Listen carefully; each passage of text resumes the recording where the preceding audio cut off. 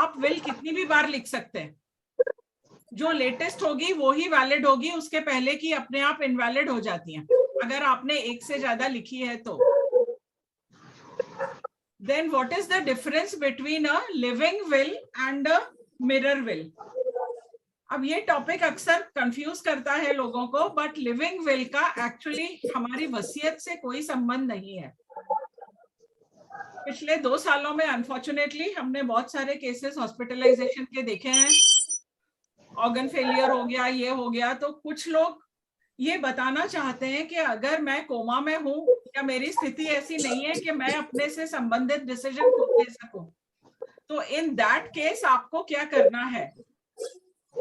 मुझे इस चीज से वो याद आता है, मेरे नाना जी जब जब आया करते थे, उस जमाने में इंटरनेट नहीं था, ये चीजें नहीं थी, एक लिफाफा हुआ करता था, उसमें कुछ कैश और एक पेपर पे उन्होंने बहुत सारे चीजें लिख रखी थी कि अगर मुझे कुछ हो जाए तो आपको कौन सी रस्में अदा करनी है।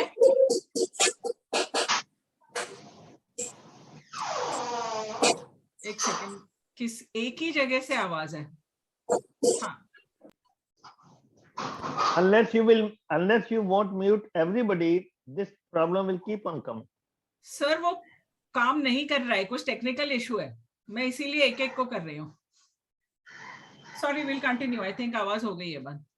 तो लिविंग विल इज दैट कि आदमी ये बोलता है मेरे जिंदा रहते मेरे शरीर के साथ आपको क्या करना है, मेरी डेथ अगर मैं डिसीजन नहीं ले पा रहा हूं तो फैमिली को मत पूछो, then I am telling you what to do, आपको मुझे लाइफ सपोर्ट पे चलाना है नहीं चलाना है, दैट काइंड ऑफ थिंग्स। तो जहां भी लिविंग विल का शब्द आता है, you don't need to confuse it with the will, उसका वसीयत से कोई संबंध नहीं है। Then a mirror will, mirror will जो है आई थिंक मेरे जैसे कपल्स के लिए है, हमारे वी आर चाइल्ड फ्री, तो अगर मैं और मेरे हस्बैंड बच्चे नहीं है तो हम सबसे पहले क्या करेंगे, जरूरी नहीं है कि हम दोनों एक साथ जाएं दुनिया से, कोई तो पहले आगे पीछे जाएगा। So in that case we create a will favouring each other, हमारे एसेट्स है, जॉइंट भी है, इंडिविजुअल भी है, जो कुछ भी है, everything, if I do die it goes to my husband, if my husband dies everything comes to me. उसके बाद जो सर्वाइवर होता है फिर वो अपनी विल अलग बनाएगा कि अब मुझे क्या करना है। तो इन दो चीजों को, जो कुछ आपको आदित्य ने बताया होगा या आज जो कुछ हम करेंगे, we need not confuse that with the regular will. Methods वही है, रजिस्ट्रेशन और उसके लिविंग विल में नहीं है, मिरर विल का मेथड वही रहता है। अब कुछ कहानियां जो हमने पिछले 2-3 सालों में देखी। Hello,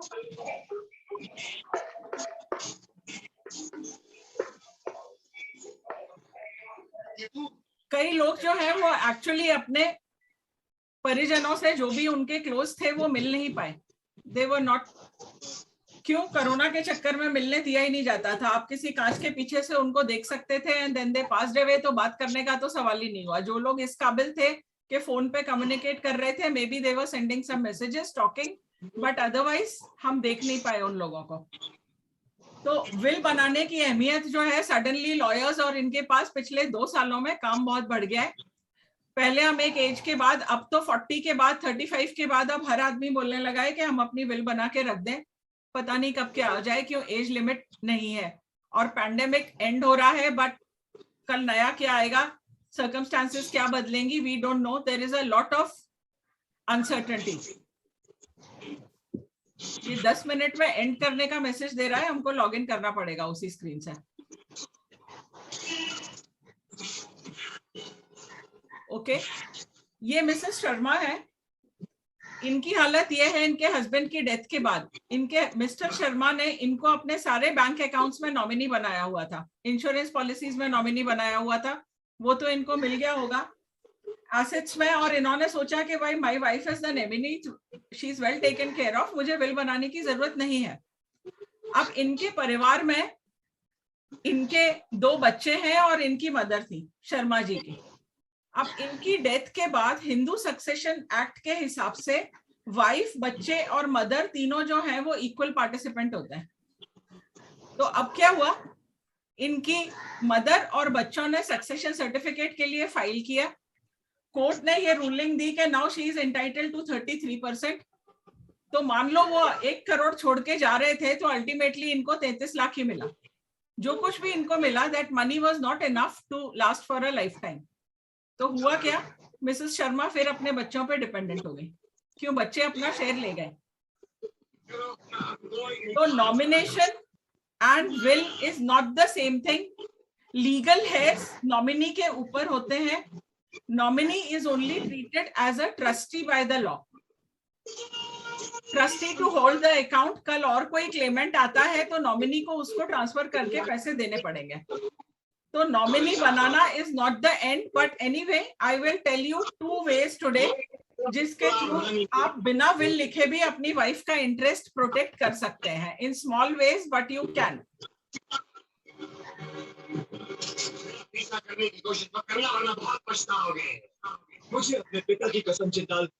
If there is no will, the legal heirs will apply for a succession certificate, and the succession certificate overrides the nomination.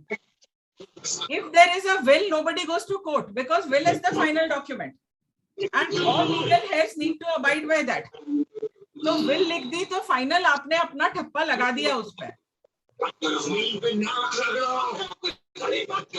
A will is made to alter the mode of succession. Succession law ने तो define किया हुआ है, हर religion का एक अलग law है, इसके जाने के बाद किसको कितना परसेंटेज मिलेगा। बट जब आप विल लिखते हो, आप लॉ के ऊपर you are imposing your will. हम बोल रहे हैं हमारी मर्जी चलेगी, लॉ की नहीं चलेगी। तो अगर आपको अपनी मर्जी चलानी है, आप ये चाहते हो कि आपके हिसाब से आपके एसेट्स का डिस्ट्रीब्यूशन हो, what we call the future of your money. आपने लाइफ लॉन्ग जो कुछ किया है, जो आप जिसको चाहते हैं उसको ही जाना चाहिए, वो नहीं जिसको लीगल हकदार होता है। So exercise your right.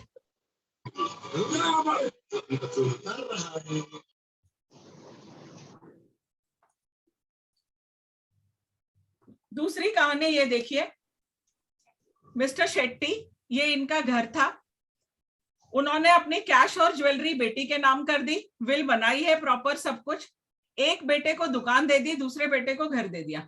Will में इतना ही लिखा था, ये नहीं लिखा था कि घर के अंदर का सामान किसको मिलेगा, दुकान के अंदर का सामान किसको मिलेगा। अब ठीक है, रजिस्ट्रेशन उन्होंने चेंज करा दिया, अगर ताला नहीं लगा होगा भाई बहनों के बीच में या कुछ और लोग आते जाते होंगे, घर का सामान गायब होना शुरू हो गया। और ये इनके सबसे बड़े बेटे हैं, ये कुछ नहीं कर पाए। क्यों, इनके भाई बहन क्या बोलने लगे, ये कहाँ लिखा है कि घर के अंदर का सामान भी तुमको मिलेगा, हमारे माँ बाप का सामान है, हम ले सकते हैं। कोई बता के ले गया, कोई बिना बताए ले गया। There was a lot of mess. अगर कोई स्पेसिफिक चीज, ठीक है घर का सामान चेंज होता रहता है, हम हमेशा लिस्ट नहीं बना सकते, कोई स्पेसिफिक वैल्यूएबल आप किसी को देना चाहते हैं तो वो विल में मेंशन कर दें कि ये उसको जाएगा। उसके अलावा there can be a general clause कि घर के अंदर के जो भी कंटेंट्स है ये किसको जाएंगे। जरूरी नहीं है कि आप उसी को दो जिसको मकान दे रहे हैं, आपकी मर्जी है, बट स्पेसिफाई। प्रॉब्लम तब आती है when the will is silent on that issue. दुकान पे हो सकता है वैल्यूएबल माल हो, उसके अंदर भी बहुत कुछ होता है, बहुत लंबा प्रोसेस है। तो that becomes a problem for the survivors. तो केयर करें कि कोई चीज छूट ना जाए, विल में चेंज करता रहना पड़े, या उसमें एक क्लॉज डाल दिया जाए कि अगर मेरे कोई ऐसे रिकॉर्ड हो रहा है मेरा तो, जो विल में इंक्लूडेड नहीं है, तो ये मेरी वाइफ को, मेरे हस्बैंड को, मेरे बेटे को, जिसको भी आप देना चाहते हैं, everything that is not included in the assets listed, एक वो क्लॉज एंड में डालना जरूरी होता है।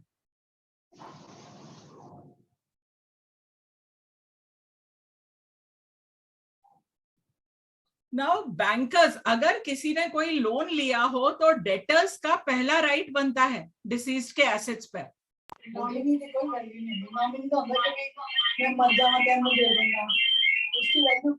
बैंक का सरोज जी, आप प्लीज चैट बॉक्स में टाइप कर दें अपनी क्वेश्चंस, हम बाद में खत्म होने के बाद एड्रेस कर लेंगे।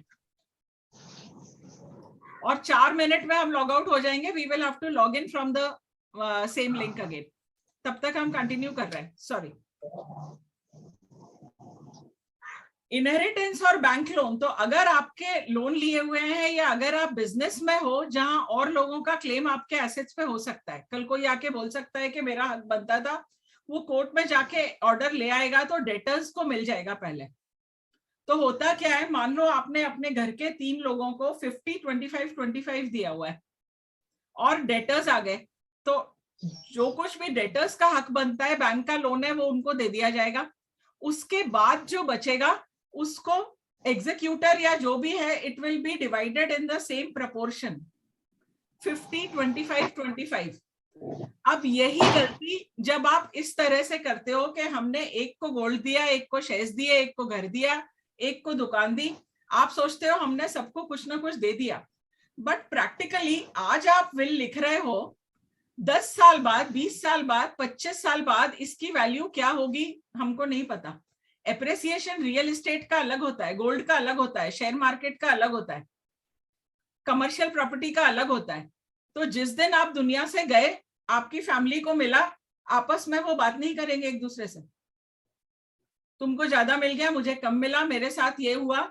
आइडियली आप किसी फाइनेंशियल प्लानर को कंसल्ट कर लें, वो लोग जो है उसका एप्रिसिएशन का अंदाजा लगा के आपको बता सकते हैं कि गिवन बाय मार्केट ट्रेंड्स जो है इसका वैल्यूएशन कितना आएगा, तो वो सोच के करें। कुछ लोग ये भी करते हैं, जब वो बीमार हो गए या किसी उसमें आ गए तो क्या करते हैं, अपने एसेट्स को लिक्विडेट कर देते हैं और बैंक अकाउंट में पैसे ले आओ। क्यों? कैश को इक्वली बांटना आसान है, रियल एस्टेट को और इस तरह की चीजों को इक्वली बांटना जो है मुश्किल होता है। उसमें बहुत सारी बारीकियां हैं जो हमारे कोर्स है, हमने उसमें मेंशन किया हुआ है। ऑनरस बिक्वेस्ट, लोग इस तरह की भी कंडीशंस लगाते हैं कि अगर आपको ये शेयर्स लेना है तो सब कुछ लो, नहीं तो कुछ भी मत लो। क्यों? कॉल और पुट डेरिवेटिव्स के ऑप्शन है, कई लोग बोलेंगे हमको ये चाहिए वो नहीं चाहिए, दैट इज नॉट अलाउड। तो फाइनेंशियल प्लानर को अगर आप कंसल्ट करते हैं तो वो बहुत सारे आपके अलग अलग टाइप के एसेट्स हैं, फैले हुए हैं, तो वो आपको एग्जैक्टली बता देता है कि किस तरह से शेयर करना है। जैसे क्रिप्टो करेंसी चल रही है, क्रिप्टो करेंसी का सिर्फ एक ड्राइव में कहीं एक पासवर्ड होता है, तो वो आपको कहीं रख के उसकी चाबी किसी को देनी पड़ेगी। क्यों? जिंदा रहते आपको देना नहीं है, जिसके पास वो चाबी पहुंच गई वो खोल लेगा, लॉकर की चाबी की तरह है, बट सिक्योरिटी उसकी मुश्किल है। तो जहां भी डाउट हो, ऑनलाइन विल्स बनती है, बट जहां पे आपके एसेट्स की आपके पास लिस्ट है और वो आसान है डिवाइड करना। अगर आपको लगता है कि ये डिवाइड करना आसान नहीं है तो प्लीज किसी फाइनेंशियल प्लानर या लॉयर को कंसल्ट कर ले। उन लोगों ने ऐसे बहुत केसेस देखे हुए होते हैं। Less than a minute will get locked out, so वहां से कंटिन्यू करूंगी मैं। Okay, 1 minute go. But why do people not write a will? इतना सब एजुकेशन होने के बाद सबको पता है रजिस्ट्रेशन इज नॉट कंपलसरी। आप जो है एक प्लेन पेपर पे लिख के भी घर में कहीं रखा है और किसी को ये पता है, 2 विटनेस ने साइन कर दिया, किसी को पता है विल कहाँ रखी है, that is a valid will. उसके बाद भी लोग नहीं बनाते। क्यों नहीं बनाते? नॉलेज की प्रॉब्लम है, लिखना नहीं आता है? No, that is not the case. It is a mindset problem. आपके दिमाग में कहीं कोई उलझन है, आप ये डिसाइड नहीं कर पा रहे हैं कि किसको क्या देना है। अगर हम किसी को देना चाहते हैं तो क्यों, और नहीं देना चाहते हैं तो क्यों नहीं? आपको ये लगता है कि अगर ये पब्लिक हो गया, लोग तो विटनेस से साइन कराने में भी डरते हैं। कई लोगों को फिर एडवाइस दी कि विटनेस से सिर्फ आप लास्ट पेज पे साइन करवा लें। विटनेस का मतलब सिर्फ ये होता है कि मेरे सामने इस बंदे ने साइन किया है और इसी की विल है। विटनेस को ये जरूरी नहीं है कि आप पूरे विल के कंटेंट्स दिखाएं, you can keep them secret. But secrecy की चाह में, उस उलझन में कई लोग लिखते ही नहीं है। वो सोचते हैं किसी को पता चल गया हम क्या कर रहे हैं तो घर में आज से ही झगड़े शुरू हो जाएंगे। ऐसे ही एक प्रोग्राम में किसी ने शेयर किया, उन्होंने कहा मैं अपने पेरेंट्स से जब भी घर में विल बनाने की बात शुरू करता हूं, घर में दीवारें खिंच जाती हैं। लोगों को लगता है ये टॉपिक क्यों उठा रहा है, ये बेटा, ये भाई, ये जो भी है, इसका क्या इंटरेस्ट है। तो जब हम टेंशन देखते हैं तो टॉपिक बंद कर देते हैं। मैंने बोला फाइनेंशियल मैटर्स आप रोज डिस्कस करिए, तब तक डिस्कस करिए जब तक ये नॉर्मल सी की रेंज में ना आ जाए। तब तक डिस्कस करिए जब तक ये ना सोचे आज ये टॉपिक क्यों निकला। भाई रोज ही निकलता है। अपने बच्चों को भी फाइनेंशियल एजुकेशन देनी चाहिए। The problem is we are not talking about money. Money treated as a vulgar topic, as a taboo topic. हम सोचते हैं स्पिरिचुअलिज्म में निकल गए तो हम मनी की बात नहीं करेंगे, और हम बहुत सारी उलझने छोड़ जाते हैं। तो मनी के नाम से जो आपके माइंडसेट में ब्लॉक है, उस मेंटल ब्लॉक को हटाना है। उस सीक्रेसी नहीं रहेगी, उससे रिश्ते खराब हो जाएंगे, उस ब्लॉक को हटाना है। आपका वो ब्लॉक हट गया तो विल बनाना तो 1-2 दिन का काम है। सारे एसेट्स की लिस्टिंग हो गई तो विल बन गई। सारे डिटेल्स ही तो इकट्ठे करने हैं, उसके अलावा एक डॉक्यूमेंट टाइप करने में टाइम नहीं लगेगा, किसी वेबसाइट पे जाके बनाने में टाइम नहीं लगेगा, 1 घंटे का काम है। इसका एग्जाम्पल मैं उससे देती हूँ, what do you want to be written on your epitaph. Epitaph क्या होता है? टूम्बस्टोन, जो कब्र के ऊपर लिखा होता है। Now it is not only about birth date and date of death. लोग अक्सर एक कोट या कुछ छोड़ जाते हैं कि हमको किस तरह से याद किया जाए, हम क्या चाहते हैं हमारे जाने के बाद दुनिया हमको किस तरह से याद करे। तो ये ट्रेनिंग प्रोग्राम्स में एक एक्सरसाइज होता है, right your own epitaph. It shows कि आपका वैल्यू सिस्टम क्या है, हम अपने आप को किस नजर से देखते हैं। हो सकता है दूसरे लोग किसी और तरीके से देख रहे हैं, बट हम अपने आप को किस नजरिए से देख रहे हैं और हम दुनिया को किस तरह से दिखाना चाहते हैं। So that is how you need to treat a will. A will is a summation statement of your life. आपका वैल्यू सिस्टम, आप किसको पसंद करते हो, नहीं करते हो, आपके रिश्ते कैसे थे, अगर नहीं पसंद करते हो तो क्यों, और पसंद करते हो तो क्यों। That itself will reflect your value system. आप इम्पार्शियल हो या नहीं हो। नहीं, पार्शियल अगर मानते हो तो आपका कोई और वैल्यू सिस्टम होगा। आप चैरिटी को अगर या रिलीजन को ज्यादा इंपॉर्टेंस देते हो, किसी वेंचर को ज्यादा देते हो अपनी फैमिली से ज्यादा, तो वो आपका वैल्यू सिस्टम है। There is nothing to be ashamed of that. Nobody can raise objections to that कि आपने उस चैरिटी को या किसी और को क्यों ज्यादा अहमियत दी। आपकी जिंदगी, आपका पैसा है, आपकी मर्जी है। It is your right. Record that right before you leave the world. जिस तरह से भी आप अपना छाप छोड़ना चाहते हैं, this is the last document available to you. बाकी हम लोग रिटायर हो गए, अब हमारे पास ज्यादा एवेन्यूज नहीं बचे। या तो हम यही वेबिनार करते रहे, किताबें लिखते रहे, या हमारी विल में लिख के जाएंगे जो लिखना है। वैल्यूज की विल भी बनने लगी है। हम दुनिया से क्या कहना चाहते हैं, what is the message that we want to give. It's got nothing to do with finances, so we are not talking about it today, but there is something called a values will. क्या message देना चाहते हैं? आपके दिमाग में will को आप किस तरह से देखते हो? Do you consider it a Dharma towards your closest family? Financial planners हम अक्सर ये एडवाइस देते हैं सीनियर्स को कि आप रियल एस्टेट में बहुत ज्यादा ब्लॉक मत करो। आपके पास पैसा कम पड़ रहा है, लिक्विडिटी कम है, दिवाला उसका क्या करोगे? बेच दो, एक आध घर ले लो पैसा। नहीं, क्यों? हमारा वैल्यू सिस्टम क्या है? अपनी लेगेसी तो छोड़ के जाएंगे भाई, इतना तो हमारे परिवार के लिए छोड़ना है। इस चक्कर में आज की डेट में आप सफर कर रहे हो, but that is a separate issue, financial planning का है। बट इसको आप धर्मा मानते हो कि जो कुछ भी आपका है परिवार को ही देना है, या आपको अपने एंसेस्टर्स से मिला था तो आपको आगे ही देना है। Is that your mindset? There is nothing wrong और right about it, you just need to question about it. Is that true about you? Self-coaching. Close your eyes and think. Who are the people that helped you when needed? अभी भी बंद करना चाहे तो कर ले, मैं पढ़ रही हूँ, स्लाइड देखने की जरूरत नहीं है। जिस दिन आपको जरूरत थी, आपके लिए कौन खड़ा था, और किससे आपने उम्मीद रखी थी और वो नहीं आया था। आज की डेट में जिन लोगों ने आपको हेल्प की, उनको आपकी मदद की जरूरत है क्या? हो सकता है आज ना हो, they are well placed, future में हो सकती है क्या? मन क्या कहता है आपका? दिमाग नहीं, दिल से बात करिए। मन क्या कहता है आपका? उनके लिए कुछ छोड़ के जाना चाहते हो? They need not be related to you. Charity हो सकती है, कोई पेट हो सकता है, कोई कॉज हो सकता है, एनीथिंग दैट इज, इंसान हो सकता है या कोई संस्था हो सकती है। आपका दिल क्या कहता है? किसके लिए छोड़ के जाना चाहते हो? आंखें बंद रखिए। Imagine the reactions of your kith and kin after reading your will. आपकी आत्मा कहीं ऊपर से देख रही है, आपकी विल खोली गई है, आपका परिवार उसको पढ़ रहा है, कुछ और लोग भी बुलाए गए हैं विटनेस के लिए, मे बी आपका वकील, आपका फाइनेंशियल एडवाइजर, आपके जो फैमिली के सबसे क्लोज थे। किसके चेहरे पे एक्सप्रेशंस क्या हैं?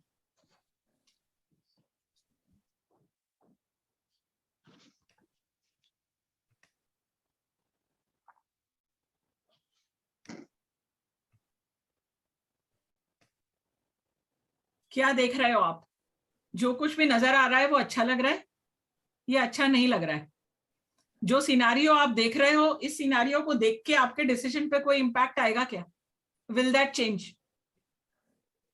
जो रिएक्शन आपको नजर आ रहे हैं उससे उन लोगों का स्वभाव, उन लोगों की पर्सनालिटी जो है वो आपके सामने क्लियर होके आ रही है. It is not about a legal right, it is not about a blood relationship, it is about the kind of personality, it is the kind of relationship you have shared with people. कौन चल रहा है आपके सालों में? जो कुछ भी है, नथिंग इज रॉन्ग और राइट, कुछ भी सही नहीं है, कुछ भी गलत नहीं है. बट जब ये सिनारियो आप इमेजिन करेंगे, आपके सामने क्लैरिटी आती चली जाएगी कि आप क्या करना चाहते हो. डिसीजन लेना आसान हो जाएगा. तो जो फर्स्ट हम उसमें बोल रहे थे, it is a question of mindset, वो नहीं रहेगा. अब आपके माइंडसेट में क्लैरिटी आती चली जा रही है.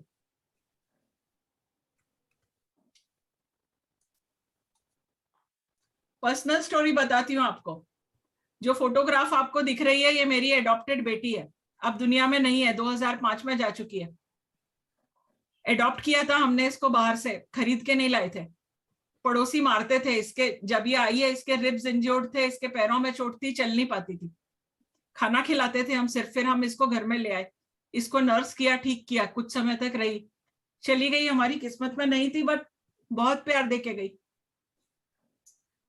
What I want to do today, इसके जो स्ट्रे एनिमल्स को हेल्प करती है, मैं ऐसी किसी संस्था के लिए छोड़ के जाना चाहूंगी. But then Maneka Gandhi is not the only authority in the world who looks after animal welfare. करना क्या होगा मुझे? प्रैक्टिकल स्टेप्स इसके लिए क्या है? मेरे आसपास कौन सी संस्थाएं हैं जो इस फील्ड में काम कर रही हैं? I need to find out that. वो लोग कैसे हैं, उनसे दोस्ती करनी पड़ेगी, जान पहचान करके. अगर कोई संस्था ऑलरेडी आपके कॉन्टैक्ट में नहीं है तो किस तरह के लोग हैं? मेरा पैसे का मिसयूज तो नहीं करेंगे? अगर हमको लगता है ये जेन्युइन काम कर रहे हैं और हम इनको 1%, 5%, 10% थोड़ा सा भी कुछ देना चाहते हैं, I may want to give more, but ये काम मेरे लिए अभी लाइफ में बाकी है. Is there a charitable cause dear to your heart? Do you know which institutions और NGOs are working on the cause? Would you like to leave something for your will?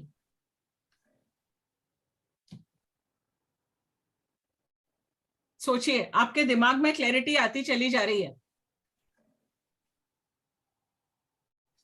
मेरा एक क्वेश्चन है, ये conditional will भी होती है एक, और मेरा ये मानना है कि कंडीशनल विल से हम जो है ना अपने चिल्ड्रन को और अपनी सोसाइटी को मतलब इम्प्रूव कर सकते हैं. कुछ ऐसा एग्जांपल्स दे सकते हैं आप? कंडीशनल विल मतलब इफ और देन वाला. यस. जैसे ये एक्चुअली बहुत specific case to case differ करेगा. तो there are no one size fits all solution नहीं है. ट्रस्ट बना सकते हो इस केस में आप. इफ एंड देन उसमें ट्रस्ट में क्या होता है, ट्रस्ट की प्रॉपर्टी हो गई. एक फायदा ये होता है ट्रस्ट बनाने का कि डेटर्स इसको नहीं ले पाते. अगर आपने अपने जिंदा रहते ट्रस्ट बना दिया और ट्रस्ट के नाम पे पहले ही ट्रांसफर कर दिया, आप उसमें ट्रस्टी हैं, बट आपके जाने के बाद डेटर उस प्रॉपर्टी को नहीं ले पाएंगे. तो ये जो स्मॉल बिजनेस फैमिलीज होती हैं, all of them do that. There are full time legal team काम करती है, ट्रस्ट बना के जाते हैं. तो ट्रस्ट और विल दोनों भी बन सकती हैं? Yes, it can be for different assets. And one more thing is there about mirror will. What is that exactly? It's not very clear. Mirror will say husband and wife हम दो will बनाते हैं जो identical है, same assets है. Okay.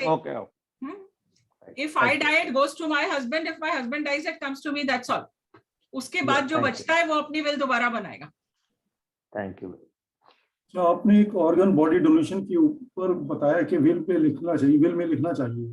हाँ. इन that case ये जो डेथ होती है नॉर्मली जो है ना ये हॉस्पिटल में होती है, तो विल जो है ना वो तो बाद में 2-4 दिन के बाद खुलेगी. तो उससे पहले कैसे उसका वो होगा, क्योंकि हमें ऑर्गन तो विदिन 4 आवर्स जो है ना डोनेट करने हैं. नॉर्मली जब आप ऑर्गन डोनेशन का फॉर्म भरते हो तो फैमिली में किसी को बता दो, इसमें कोई छुपाने की बात नहीं है ना. इससे तो किसी को ऑब्जेक्शन नहीं होता. And family has to act very fast because 4 घंटे के अंदर डॉक्टर्स अपना काम कर देते हैं. दूसरा कि जिसके पास अगर हम विल सेफ कस्टडी के लिए रखेंगे, या एग्जीक्यूटर को हमें बता देना चाहिए कि हम जो है ना ये विल रख रहे हैं और यहाँ पे, और इमीडिएटली आफ्टर माय डिवाइस आप जो है ना इसको खोल लीजिए। बिल्कुल, आप लॉकर में रख दें, लॉकर की चाबी कहाँ है वो बता दें। You are not compelled to disclose कि उसके अंदर क्या लिखा है, that can remain secret. Ma'am, if there is a mirror will, in addition to that, individual wills will also be required. अगर और कोई Suppose एसेट्स बचे हैं जो उस मिरर विल में नहीं है तो नहीं, first of all, mirror will be husband would like to give all everything to wife, suppose, and wife vice versa. नहीं, not But- necessary, you can choose certain assets, उसकी मिरर विल बना दें। हो सकता है आपकी एंसेस्ट्रल प्रॉपर्टी हो जो आप उसमें नहीं लाना चाहते, आपकी मर्जी है। Okay.